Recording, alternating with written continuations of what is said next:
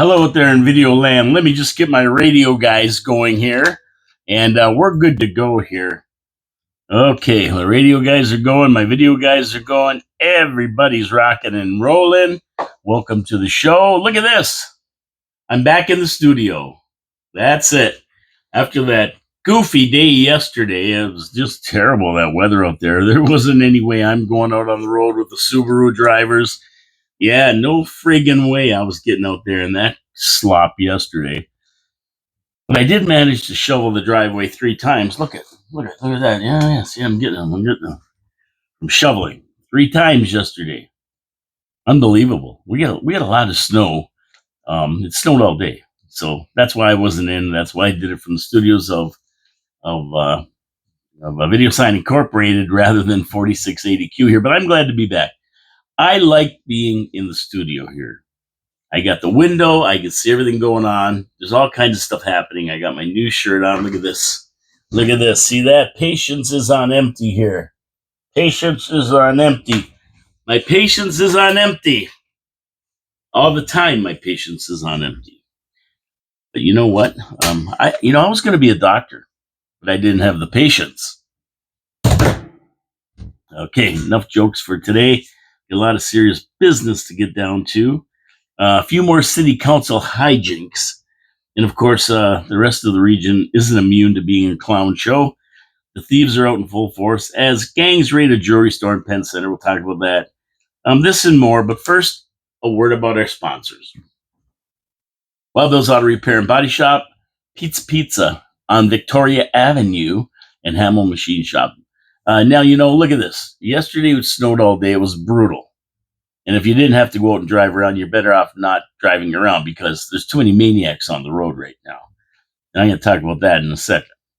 But what we do know is that in the bad weather, when it's like yesterday, we definitely do not want to have our car break down, or else you're going to be like the guy across the street here who drove through the meteor crater on a snowmobile. Oh, yeah. There's a big snowmobile track right through the middle of the meteor crater. Somebody was out on their sled having a good time yesterday in that slop. And that's basically the safest way probably to get around in that kind of weather. But you don't want to be doing that. You want to drive your car. You want the heat to be working. You want your windows to be snow-free and frost-free. You want everything running right in the winter because, if you break down in the summer on the side of the road, that's bad enough. But at least it's nice weather. And this weather, you don't want to be broke down. So you go to Ken Hunter at Wild Bill's Auto Repair and Body Shop, and you say, Ken, put my car on your diagnostic equipment. Check it out. Make sure it's running right. Take it for a drive. Check my fluids. Check everything so that I don't have to be stuck on the side of the road. And that's what you do. It's so simple. You be proactive, not reactive. You get in a wreck, you take your car to see Ken at Wild Bill's because he has a full body shop. And he's going to send it back to you in showroom condition. You're going to be happy. Your car's going to be happy. I'm going to be happy. We thank you for sponsoring our sponsors, people who sponsor the show. Get over there, talk to Ken, get your car all set up, and you're going to be a happy camper. And tell him Paul from Your City, Your Voice sent you. If you're watching this video, then please subscribe. Have a good time. Watch it. Give me a thumbs up. Give me a thumbs down. Leave some comments. I always talk about them on air. Leave some comments for me. And subscribe, though. That's the main thing. Subscribe. We're at 85 now, I think. 84, 85. I want to get to 100. So if you can be kind enough to just hit that subscribe button. It doesn't cost you a dime to subscribe and listen to this show or watch the show on YouTube. Not a dime. It doesn't cost you a cent. But the more subscriptions we have, the more the video goes out. The more it goes out, the more people are aware and informed about what's going on in Niagara Falls. And maybe next election in 2026, only a couple short years away, maybe we can get a good turnout. Have people interested in what's going on at City Council and how they're handling our tax dollars. Thank you very much. Wild Bill's Auto Repair and Body Shop, support our sponsors. And just to say about the driving, why don't go out? Because Subaru drivers, they're the worst. They're probably going to crash into you. They're the worst drivers. And even today, the roads are dry. And I'm watching cars come up the street, and there's maybe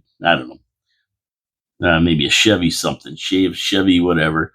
And right behind it, on its ass, seriously, about 3 feet away, is the Morgan funeral truck. Now, I don't know what the hell this guy was doing. He's pushing this guy right up the street. The poor guy, he's right in his grill, his windshield. He's looking in his rearview mirror, and there's the truck right behind him. I don't know where he was speeding to. He went into the cemetery. I don't, I don't know. But Ernie, get your trucks in order. What the hell is this guy doing, speeding up Portage Road like a maniac? And this is what I mean. This is on dry roads, and then half the time people can't understand English, can't read English. They're driving around these city streets. It's a nightmare out there. So if it snows or gets bad, don't go out if you don't have to. Don't go out if you don't have to. And what's this here? And what the hell's this? Brandy makes me Randy. What the heck? Where do these signs come from? I never made them. Brandy makes me Randy. Well, maybe she does. I don't know. I've only met her a couple times. And then this other one here. Hey, Brandy's got a show. That's why they're here. If you tune in to Brandy's show, I think it's 2:30 in the afternoon, something like that. You can listen to Brandy. She's a comedian. She's really, really nice. Great person. And I've listened to parts of her shows before, and they're usually pretty entertaining. So Brandy, and we have Pat Porter and everybody else on here with shows. Pat's this afternoon at 3 o'clock. So support the other shows, too. Don't forget about them. They're all great shows. And we want to support all the shows on 4680Q Radio. Randy makes me Randy. Okay, so who ordered the snow? I didn't order it. I shoveled 3 times. I didn't order it, though. But it's like 40 degrees out there now. So everything's turning into a slop pit. You got it right. That's what happens. We have snow, then it gets warm.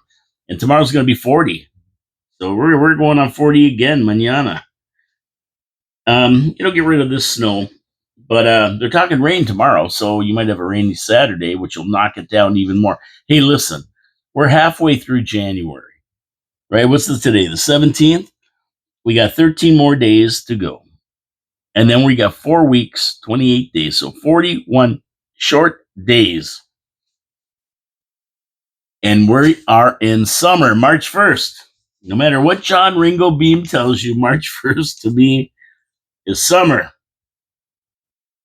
Oh, and I got a message for your worship, Mayor Big Show. I shoveled my sidewalk 3 times, so take your Gestapo, tell them to get out of here, and don't give me a sidewalk fine. I'm a good boy. Shovel my sidewalk. Don't send the Gestapo down after me. No. Now, I've been hammering some city council members lately. And there's people out there who think I actually dislike them. That couldn't be farther from the truth. I know most of the people on city council. And I like them. I don't have a problem with them as people. But I, as well as other citizens, we have to separate the person, no matter who it may be, from the business. City council are public servants, and they are running our business. We elected them to run our business. So whether we like them or not, if they aren't doing a good job, then we, as shareholders and as their bosses, have to take them in and give them a note to file. They were hired to protect our hard-earned money, and we expect that. And we're not going to agree with everything they do on council, no matter what. They're going to do things that we don't agree with. They're going to do things we agree with. But we have to hope in our hearts that they're doing the right thing for the city of Niagara Falls. And the secret of being a good counselor is not to ride the fence. We don't want fence sitters. We want decision makers, people that can take a stand and make a decision. And even if it's against what people say they want. Sometimes what people say they want isn't good for the city. There's better things that we can do with the taxpayer dollars. And that's when city council has to stand up and say, sorry, but that's not a good deal. And we're not taking it. We're not taking it to protect your money. And that's sometimes where council has trouble. They have trouble saying no to a lot of things. And you can't operate on a basis of spite. Decisions have to be made. Is this good for the city mode? And we shouldn't be occupied or involved with things that are outside of our realm as city councilors. It wastes time and causes division. Now, not all councilors are going to agree. They are going to have their this backs and forths, but not in a bullying way, and not in a demeaning manner, or not in a spiteful manner. Like, you don't pass something that's bad just because somebody you don't like brought it to the table.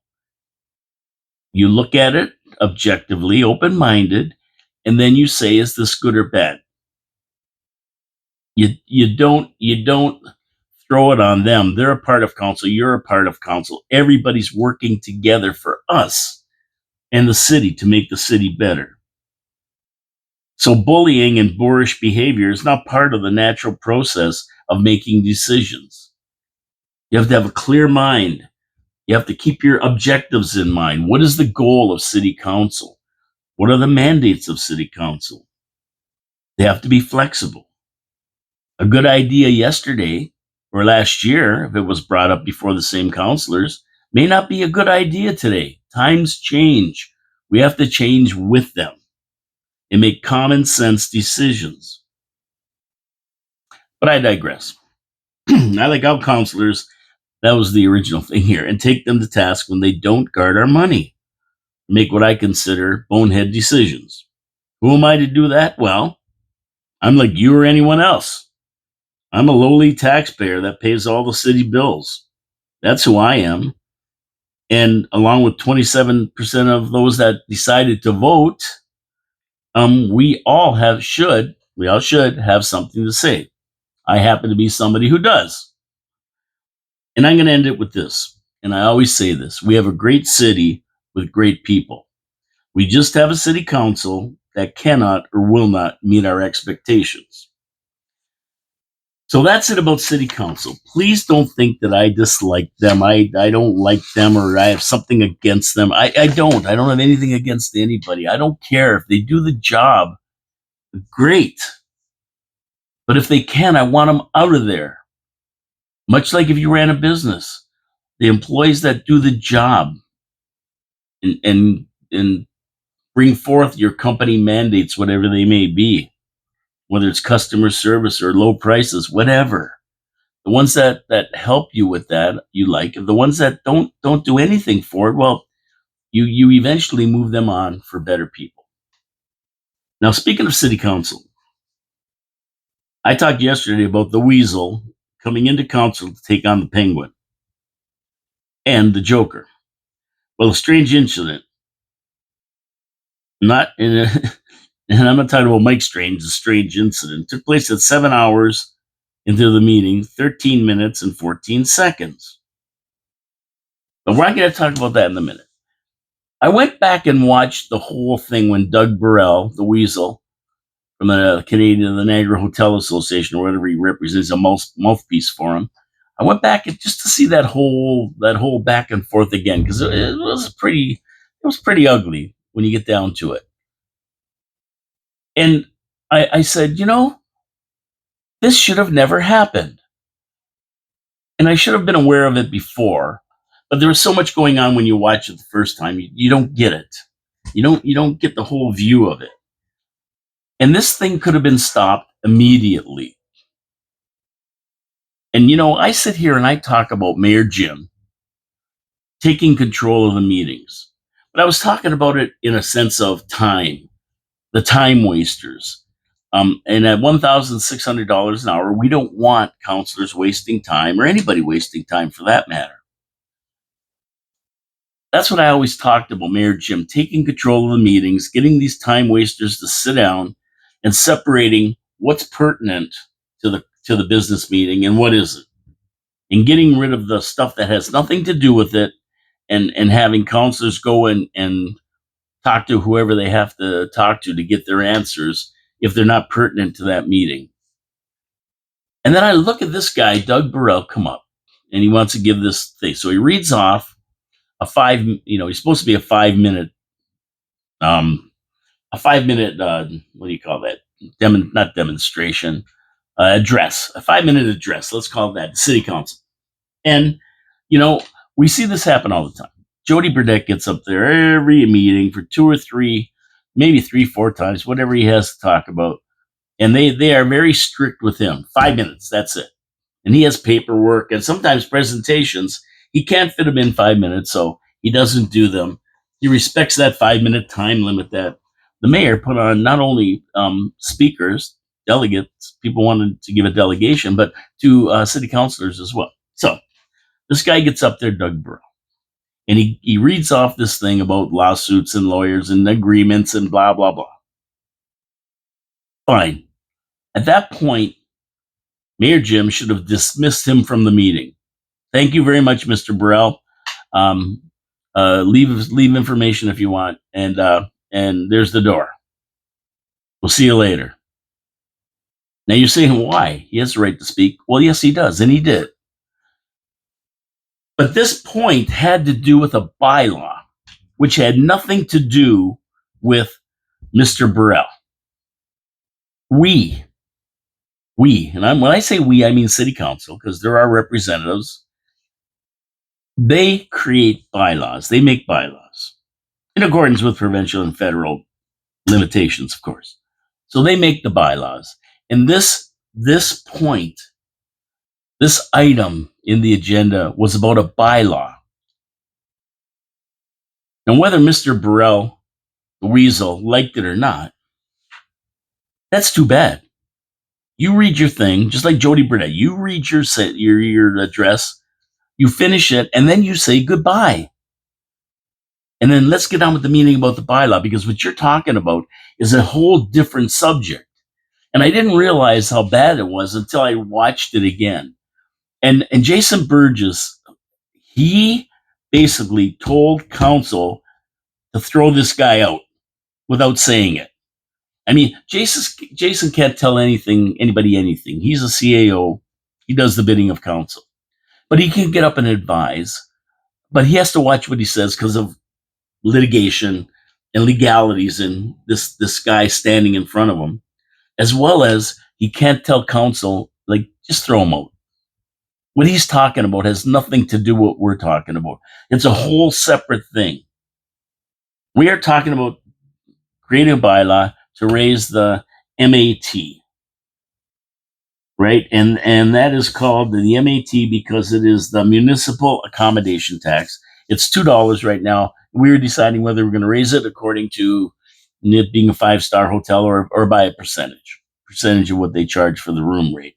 It's $300. It's say 4%. That'd be $12. If it's $100, that'd be 4%. It'd be $4. That's what we were deciding. That's what council was deciding. So this guy should have been thrown out, but he wasn't. So now we get on to the back and forths.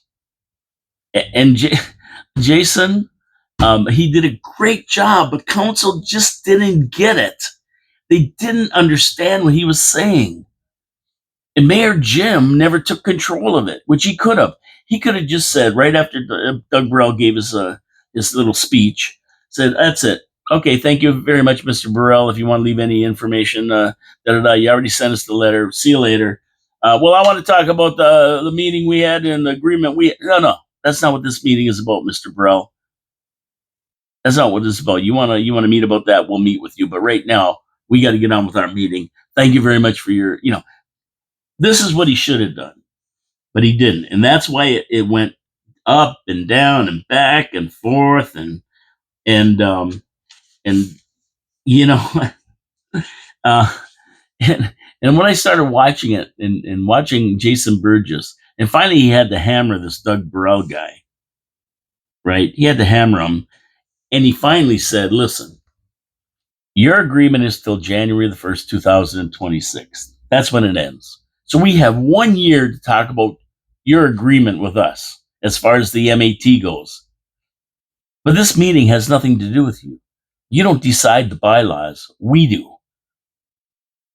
And this whole thing shouldn't have happened. That's what I'm saying. It shouldn't have happened. Mayor Jim should have taken care of it right away.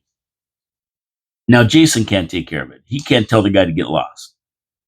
Well, he's not elected. He's not in charge of city council. He's the CAO.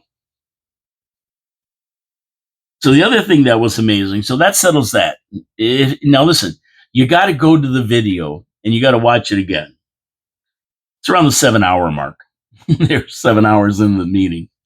If you want a time frame, around the 7 hour mark, 6 hours, 55-minute mark, somewhere in around there. Another thing that a weird thing that happened on the way to the forum was that NoDoz actually got up to speak. It blew my mind. Somebody handed him a script, right? Come on. This guy never talks.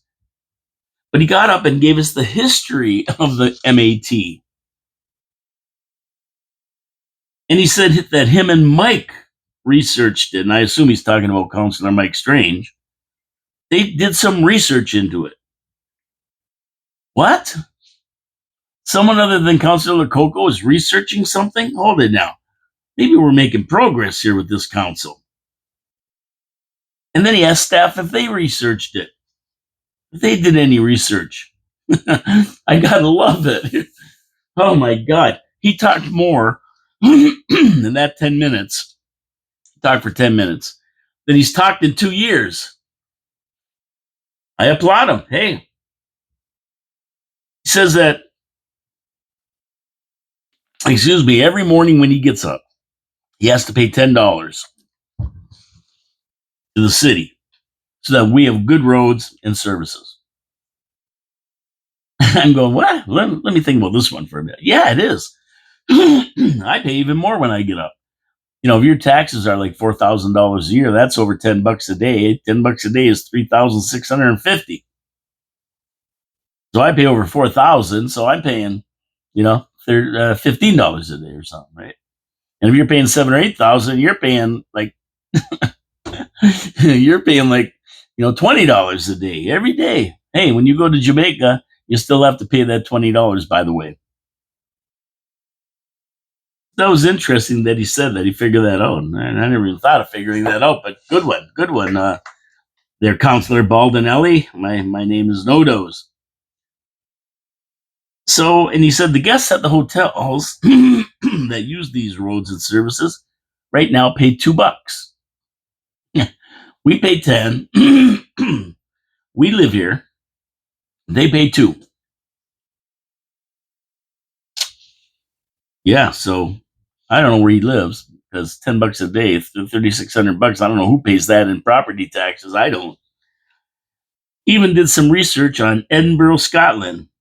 I think it was Edinburgh, Scotland. He said Edinburgh. I'm not sure where that is, but Edinburgh, Scotland. He says about their mat, and he was talking about what they charge. And he said they make 50 million pounds, somewhere around $2 million. Well, hate to tell you this, but 50 million pounds is not 2 million Canadian or American dollars. And that's like 200 million or 100 million, almost double. What is it? $1.50 the pound to the American dollar now? So yeah, it's a little bit more than a couple $1,000,000. I think he meant maybe 5 million pounds. I don't know.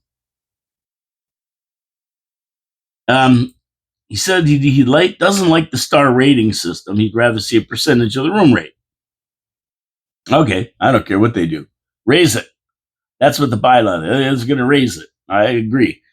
Let's get as much money as we can. But what he doesn't understand is that Edinburgh, or whatever the hell he was talking about, doesn't get $24 million a year from their casino. He forgot about that. Why does everybody forget about that? Everybody forgets about that. We need to raise more so we can pay for roads and services and blah, blah, blah. Sorry, but we get $24 million a year from the casino that nobody else gets in the region. So, yeah, okay, let's raise it. Let's get even more. For what? To waste? I agree with getting more, but we need a council that's going to take these tax dollars and spend them wisely. So I don't know who handed him this script. If he did it himself, God bless him. Great for him. I mean, I'd love to see. I'd love to see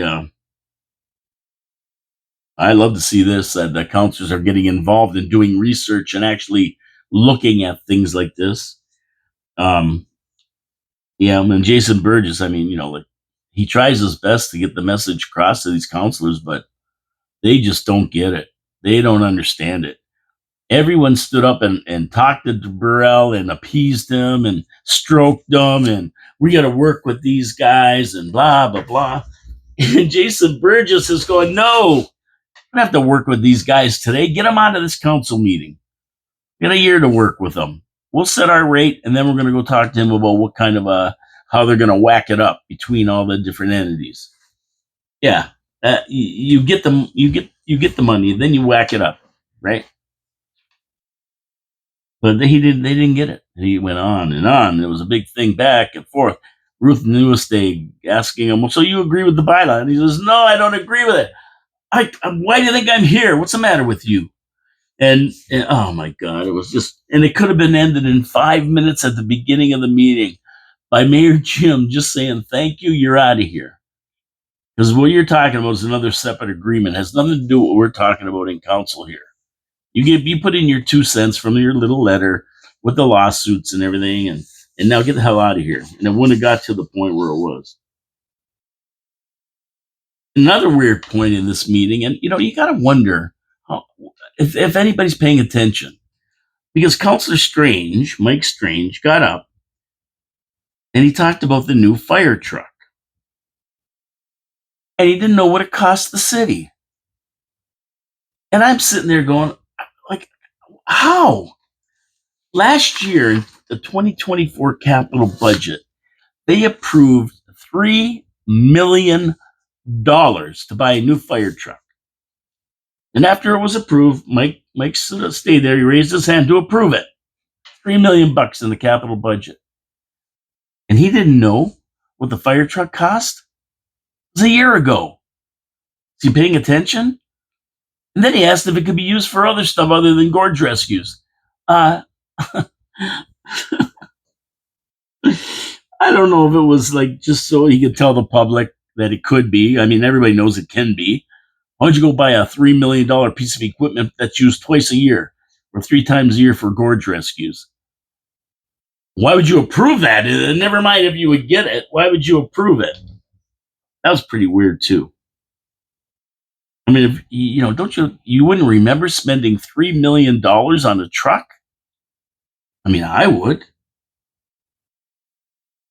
I guess you got to assume that they actually pay attention and read the 382 pages in the capital budget and understand it and know what you're approving. Oh yeah, I approve it. You missed the 3 million. It's probably the biggest expenditure other than labor and wages and stuff, and maybe some big road infrastructure on the ticket. $3 million is something I wouldn't forget. Well, that's me, I guess. Maybe it's a bit bad memory or something. But kudos to Nodos for doing research, and I hope he does more and he gets more involved in council. For 2 years, he's done really not a lot, nothing. It's progress, I guess, and that's what we want to see. So thanks for doing that there, Councillor Baldinelli. Let's move on to more stuff. We got lots more to talk about, believe me. But I got to do my second sponsor, Pete's Pizza on Victoria Avenue. Now, I like pizza. I'm a pizza snob. I could eat pizza, well, sometimes I do, every day of the week. And when I get my pizza, I usually get it from Pete's Pizza on Victoria Avenue. Why? Because Mike worked in an Italian restaurant for 15 years. Mike uses the Mancini family recipe for sauce and crust. Mike knows how to put it on the pizza in the right ratio. And he takes Saputo mozzarella, mixes it with brick cheese. I mean, just a fantastic combination of cheeses to put on a pizza. Really good. And then he cooks it perfect. You can't beat it. Well, Mike's not a one-hit wonder over there at Pete's Pizza on Victoria Avenue. No. Phenomenal wings, steak and cheese poutine, steak sandwiches, panzerottis. They have it all. They have a menu this big. As big as this meter on my Patience is on empty shirt. And It tells you everything they sell. They have a lot of stuff, poutine. They have all kinds of things on that menu. You gotta give it a shot. How do you get it? 905-374-2222. Order by phone or get online. Pizzavictoria.ca. Order online or they run through Skip and everything else. You can't beat it. They're open till 2 in the morning on Friday and Saturday, 11 o'clock during the week. You know what? This is a perfect place. Go get a nice fresh pizza with fresh ingredients, and it's consistent. You eat it once, the next time you go get it, it's going to taste the same. They do it right. Pizza on Victoria Avenue. Support our sponsors, support the show, subscribe, thumbs up, thumbs down, comments. Yeah, we run the gamut of everything. Come on, let's get with it. Now, I saw there was going to be another strike. Yeah? Is there anyone out there who hasn't gone on strike in the last year or so, 2 years? I mean, I haven't. I've been here, but everybody else is. And this time it was the Brock University support staff that were making the threats. An entity that I never even knew existed, but their situation, the critical situation, if they walked off the job, was averted as they came to a temporary agreement. Now, the odd thing is in this strike situation is that the 150 support staff never said what they wanted. Yeah, I read the article written by, I can't remember who. I apologize to the writer. Somebody from probably the St. Catharines Standard. I don't know, maybe Bill Sawchuck or one of those guys. But yeah, the numbers have dropped from 230 to 150, but they claim their employer, Brock University, was determined to erode working conditions and increase precarity. Okay? Precarity. Precarity.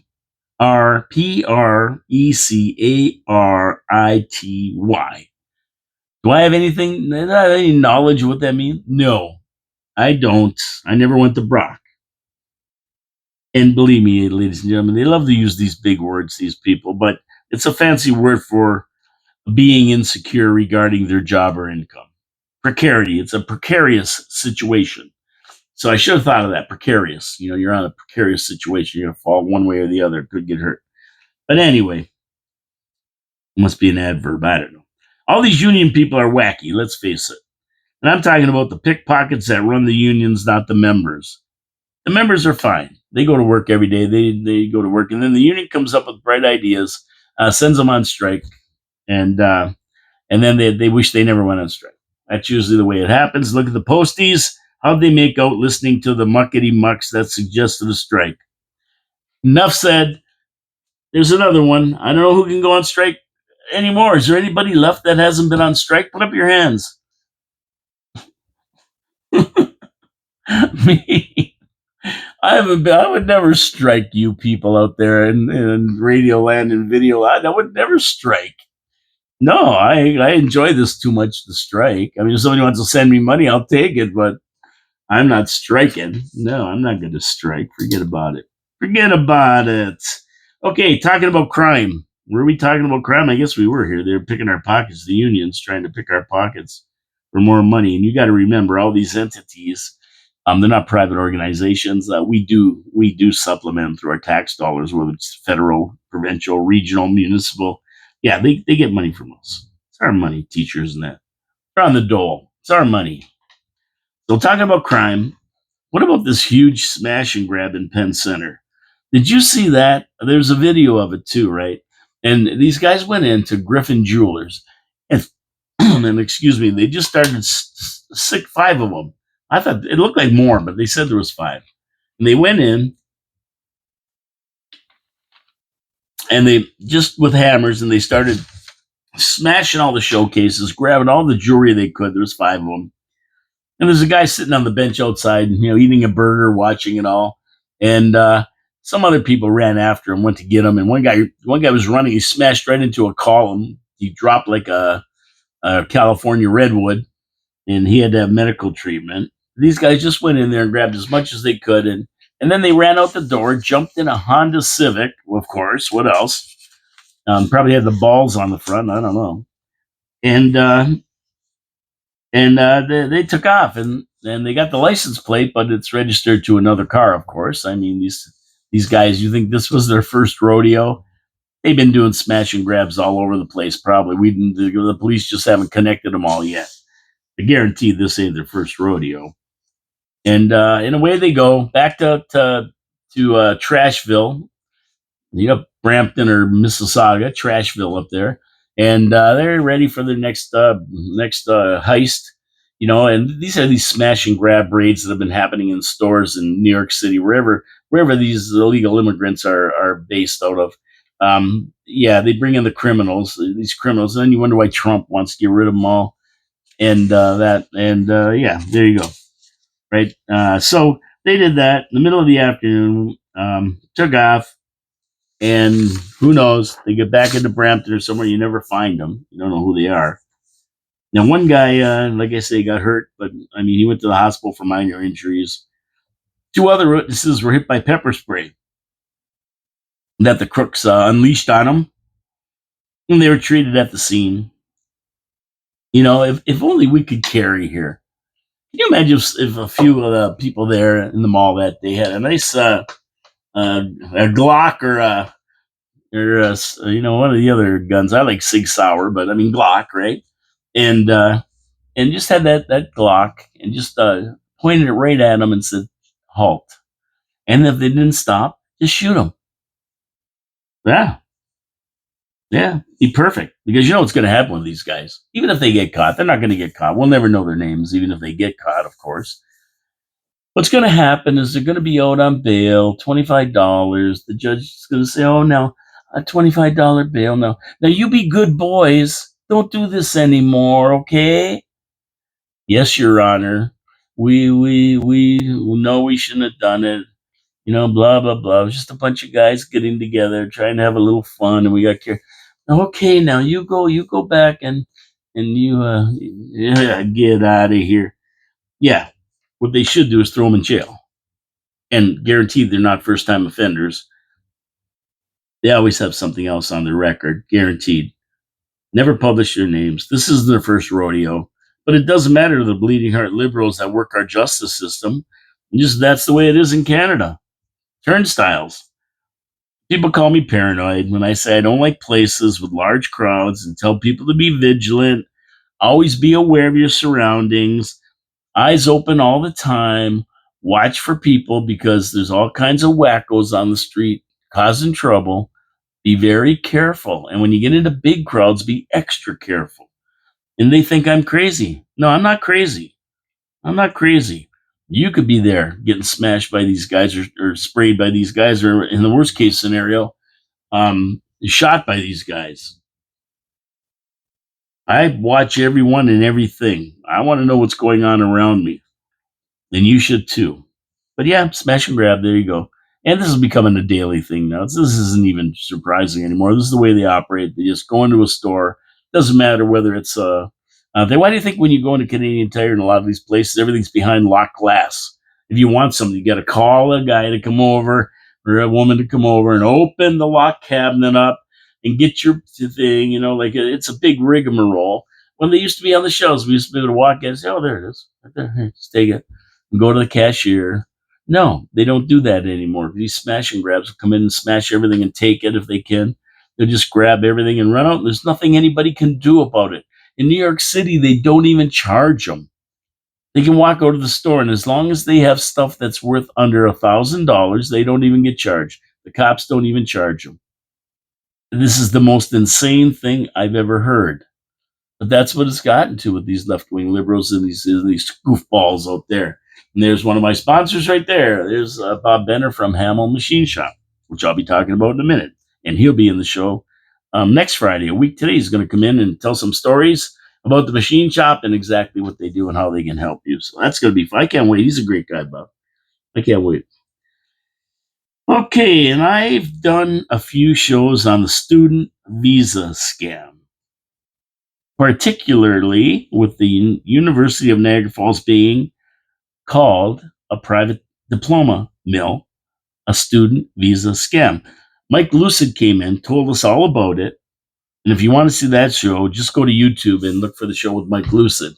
Just type in, your city, your voice with Mike Lucid or something like that, and it'll come up. You can see what Mike has to say. He was on 2 shows talking about this, and he's got it right. He said it's just a scam.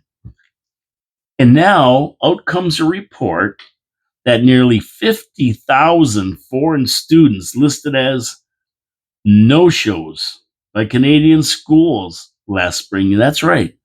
50,000 of these people who apply for student visas, they were listed as no-shows.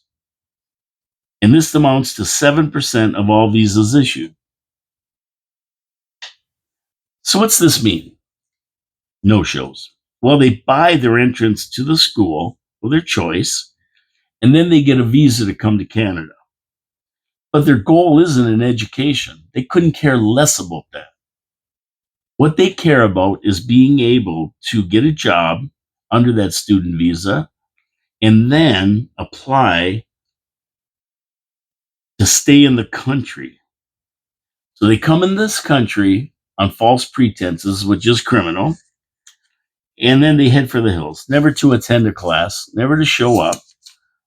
They get a job saying they're students, and they bypass all the immigration laws that we set out,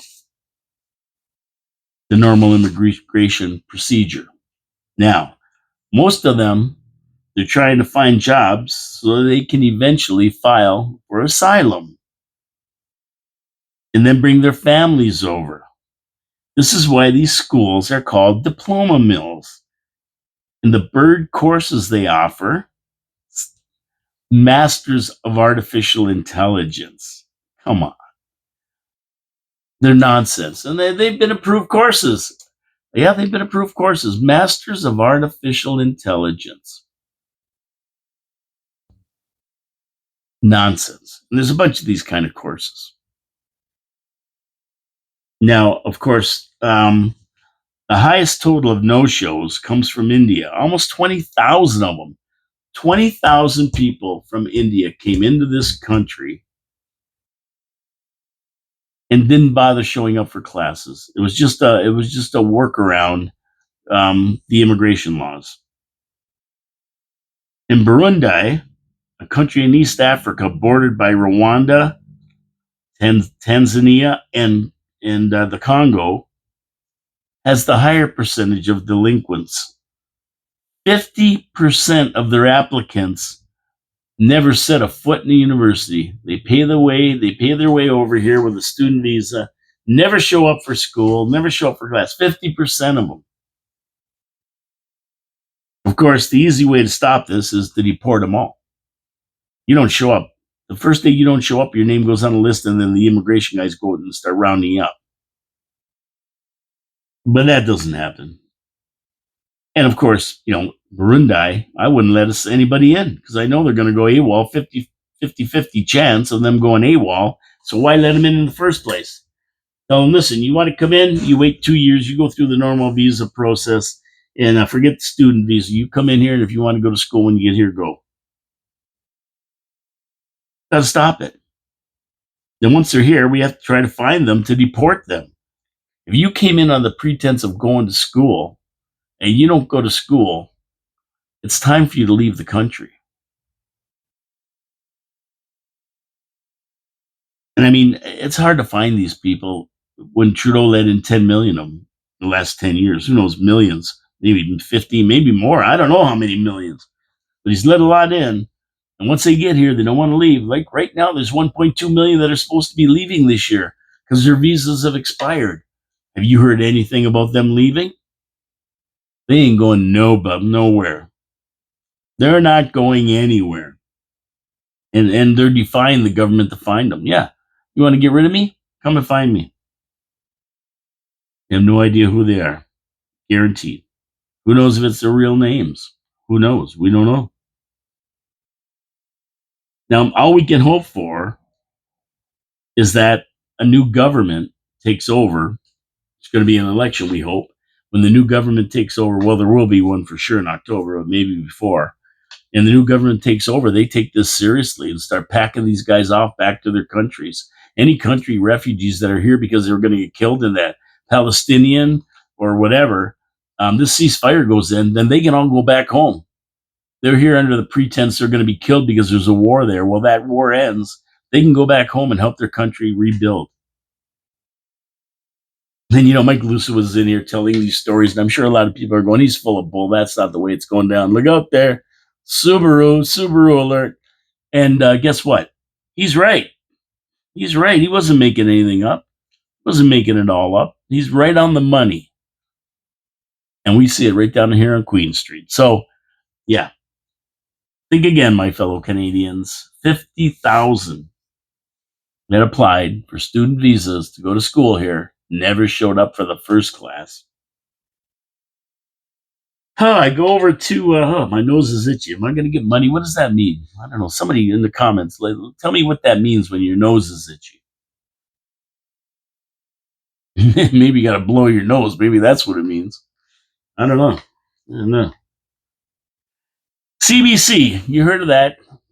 Canadian Broadcasting Corporation, right? Is that what it stands for? Yeah, something like that. The left-wing media for Trudeau, of course, bought and paid for by the Liberal Party, of course, is opening a bureau for Niagara this summer in St. Catharines. Now, I was hoping that instead of giving them $750 million of our tax dollars to support the Liberal Party, that's what they do, that PP, Pierre Poilievre, would actually get rid of them. I thought he was going to fire them all, get rid of the CBC completely. What good is it? Nobody watches CBC. The ratings are down. That's why they need $750 million from us to operate. They can't make it on their own. So apparently they're opening an office in St. Catharines. A bureau. They call it a bureau. Our bureau. And it's an office with two people. That's what it is. Bureau. It sounds like this big thing. Federal Bureau of Investigation. Nationwide. No, it's two people in an office somewhere in St. Catharines. And I was hoping that they'd get rid of them. I'm tired of them. I don't watch this because, they're just a bunch of lefties patting Trudeau and his commie buddies on the back.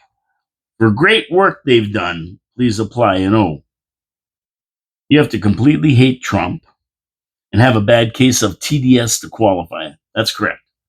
That's on the that's on the application form. Do you hate Trump? Yes or no? Do you have TDS? Yes or no?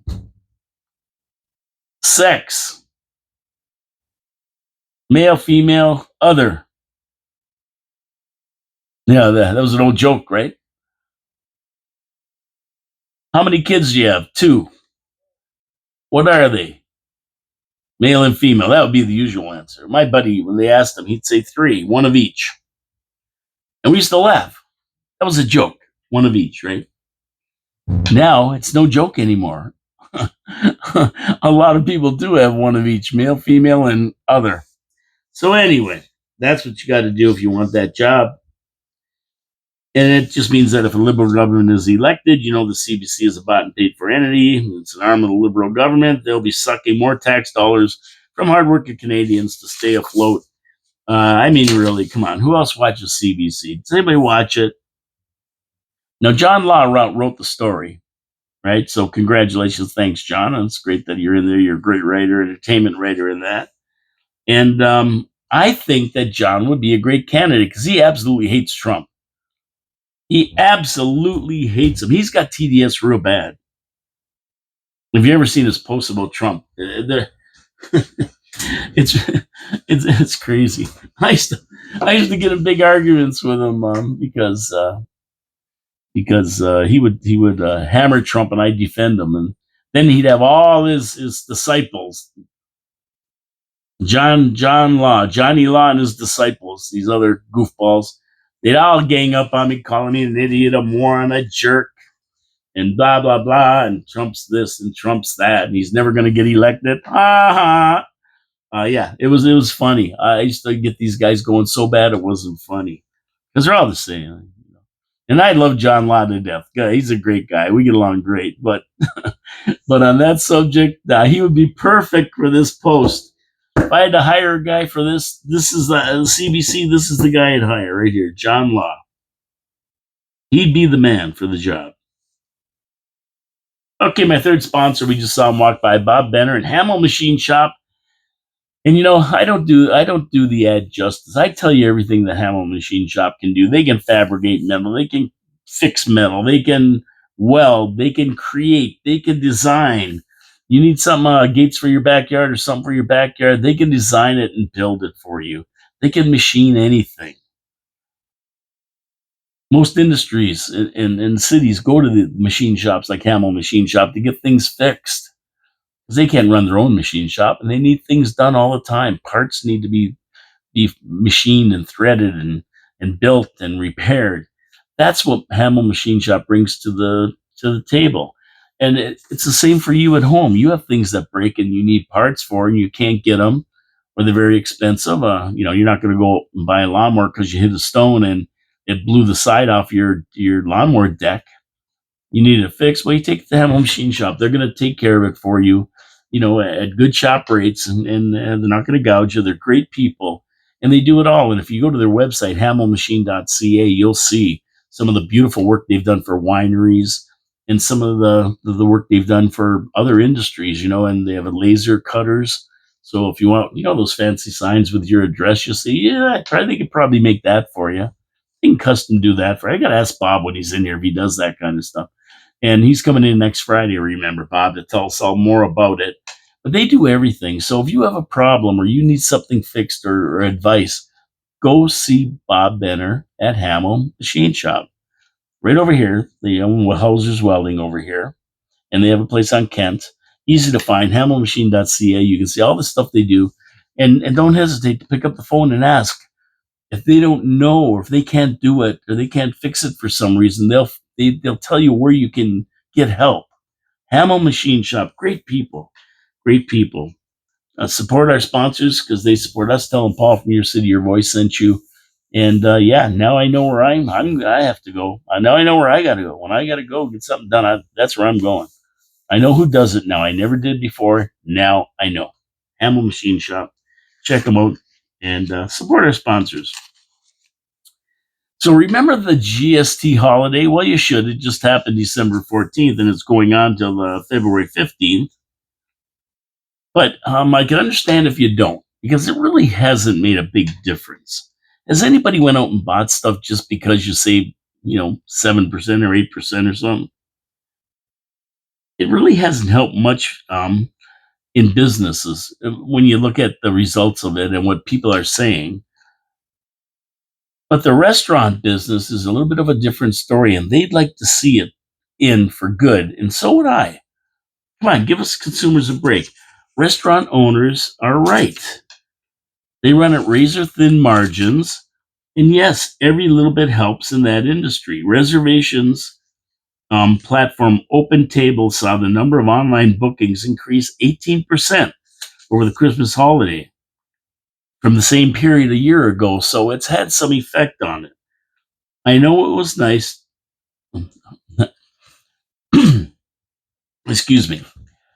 I know it was nice when you went and you got a $25 tab and it was $25.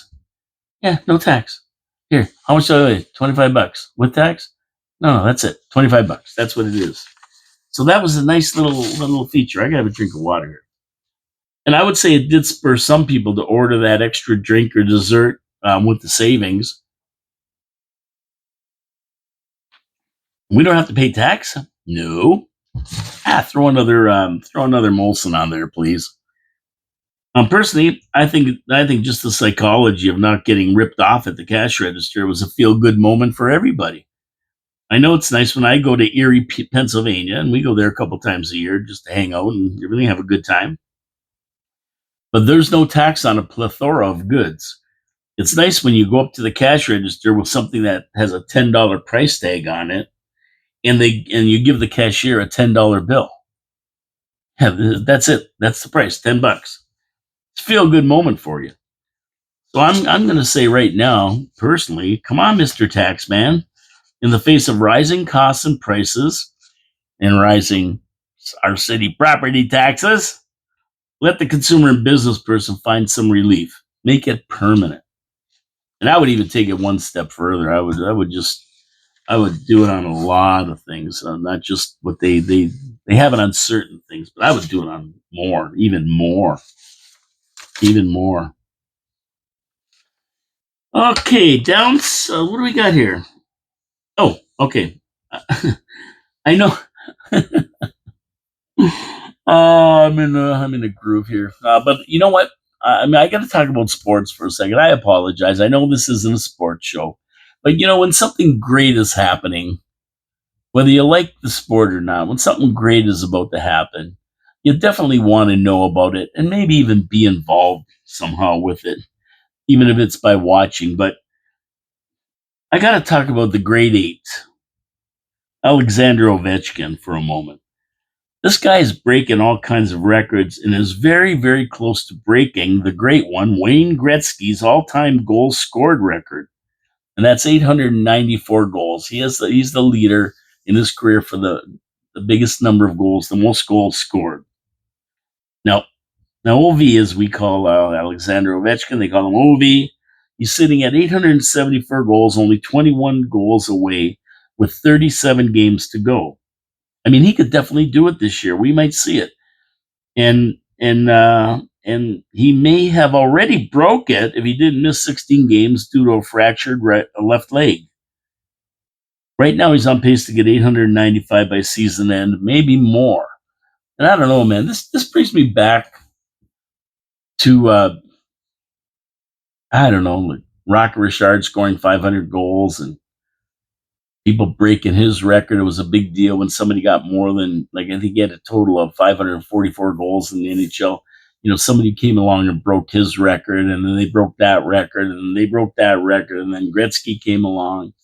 You know, just these feats, you know, and it brings me back to the 1960s, the early 60s, when, you know, we were sitting there watching, you know, Mickey Mantle, Roger Maris, trying to break the home run record, and he got 61 or something and broke it. I'm not a baseball fan, but you know what? When something like that's going to happen, you know, it's hard not to be involved and watch it. It's just so exciting.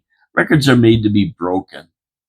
Records are made to be broken. So, one record that's even more mind blowing than the goal scoring record is that he scored on a total of 179 different goalies in his career.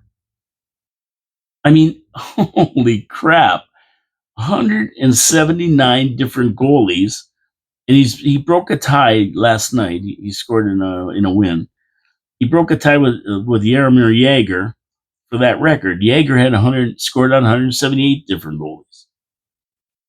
I mean, his 20 years have been really productive. He's hit at least the 20 goal mark in every season he has played. Even in 2013, when a lockout shortened the season to 48 games, and of course in 2021, when COVID shortened the schedule to 56 games.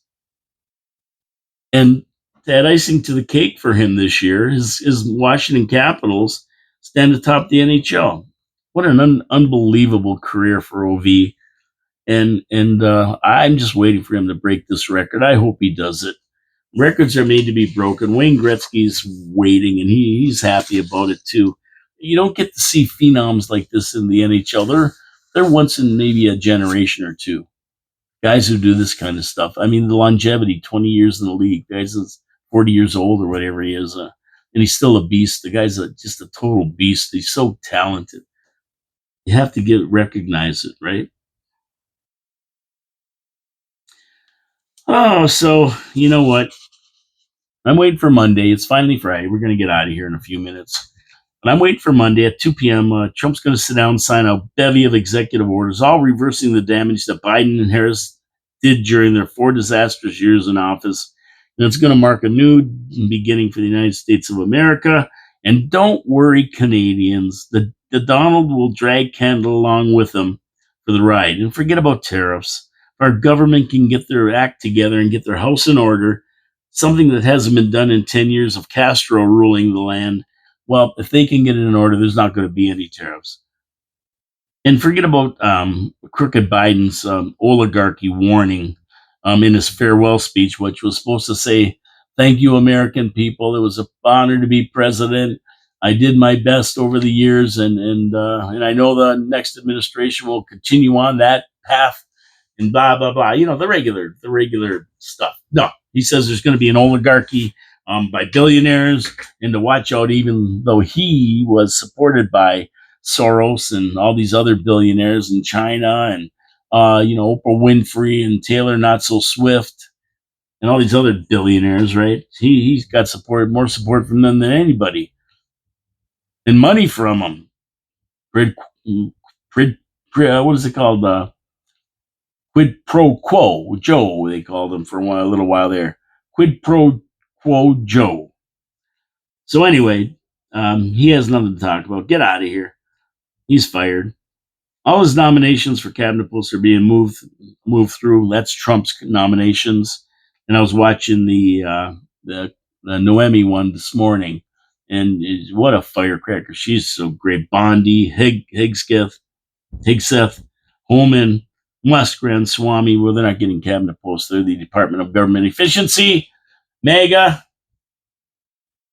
Yep, Department of Government Efficiency, Doge. And I wish we had one here in Niagara Falls.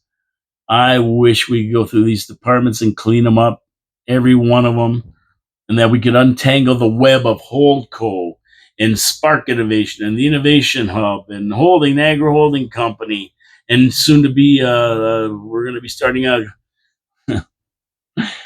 starting a corporation to deal with real estate, so we can build this meteor crater across the street. So yeah, a lot going on. And on Monday, it all starts at 2:00, right after he's sworn in. It's going to start. And for all you left-wing TDS people, guess what? Let the results be the judge. And the results are going to vindicate 80 million people that supported and voted for Trump and gave him the landslide victory. Believe me when I tell you that's going to happen, and it can happen soon enough. I wish it would have happened on November 5th. Okay, that's it for today, everybody. Thank you very much for tuning in. On Monday, Dave Wheeler and I will give you our take on the 2025 operations budget. Tuesday is the operation budget special meeting of City Council, which is going to be great. Can't wait. Wednesday, absolutely come up. Thursday's a regular Straight Talk Thursday. And Friday, I have Mr. Bob Benner from Hamel Machine Shop coming in to tell us about his business and to tell machine shop stories. What if anybody ever went in and said, "Hey, make me some sex toys"? We're going to find out. This is going to be a great show and a lot of fun. Bob is a great guy and with a lot of stories to tell. And it's going to be a great way to end next week. We're ending this week today. So thank you very much for tuning in. Have a great weekend. I'll see you Monday for the 2025 Operation Budget Show. Please support our sponsors, Wild Bill's Auto Repair and Body Shop, Pete's Pizza on Victoria Avenue, and Hamel Machine Shop. Please support our sponsors. Subscribe to the channel if you're watching on YouTube. Some people don't listen to the live feed at noon because they can't on 4680Q radio, at 4680Q.com. So they watch the video later on. Subscribe to the video. Share the video. Comment on the video. Share, but share. Let's get lots of people sharing because we need more people to sign up. That's the bottom line. We need more people to sign up and to be aware and to see what we're talking about and get involved. I love it. I love it when we get more people involved. I'm starting to get more comments, some comments from people I haven't heard from before, which is fantastic. I didn't write them down here. I should have wrote them all down today, but I'll get them. I'll get to them next week. Don't worry. There was like 5 or 6 comments. I'll wait till I have more and we'll do a bunch of comments and talk about what we're talking about. But yeah, come on, get involved. Let's get involved. 2026, we want to have an election where there's 40% turnout, 50% turnout. And if the mandate of the people is to clean house, then we're going to clean house. But we got to get involved to be able to do that. That's why I'm here. That's why I have this show. It's to get people involved. Have a great day, everybody. God bless you all. Take care on the weekend. It's going to be a nice day tomorrow with rain. And we'll see you Monday at noon with Dave Wheeler doing the operations budget for 2025 and tell you how you're going to get burned. Have a great day. Take care.